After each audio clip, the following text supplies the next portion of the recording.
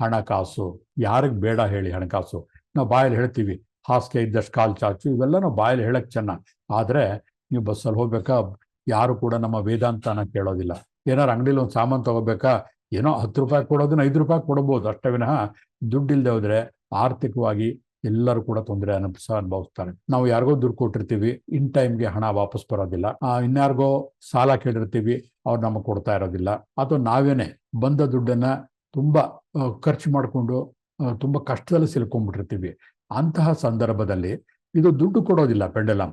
ಆದರೆ ಯಾತಕ್ಕೋಸ್ಕರ ನೀನು ಬೇರೆಯವ್ರಿಗಿಂತ ವಿಭಿನ್ನವಾಗಿ ಆಲೋಚನೆ ಮಾಡ್ತಾ ಇದೀಯಾ? ನಿನ್ನ ಖರ್ಚುಗಳನ್ನ ಹೇಗೆ ನೀ ಕಂಟ್ರೋಲ್ ಮಾಡ್ಕೊಳ್ಳೋದು? ನಿನಗೆ ಈ ತರ ಸ್ವಭಾವ ಬರಬೇಕಾದ್ರೆ ನಿನ್ನ ದೇಹದ ಅಣುಗಳಿರುತ್ತಲ್ಲ, ಅದು ಯಾವ ರೀತಿ ಅಡೆತಡೆಗಳನ್ನ ಅನುಭವಿಸ್ತಾ ಇದೆ, ಯಾವ ತೊಂದರೆಗಳಿಂದ ನಿನಗೆ ಈ ತರ ಭಾವನೆಗಳು ಬರ್ತಾ ಇದೆ, ಅಷ್ಟನ್ನು ಕೂಡ ನಾವು ಪೆಂಡಲಮ್ ಇಂದ ಪರಿಹಾರವನ್ನ ಕಂಡುಹಿಡ್ಕೊಳ್ಬಹುದು.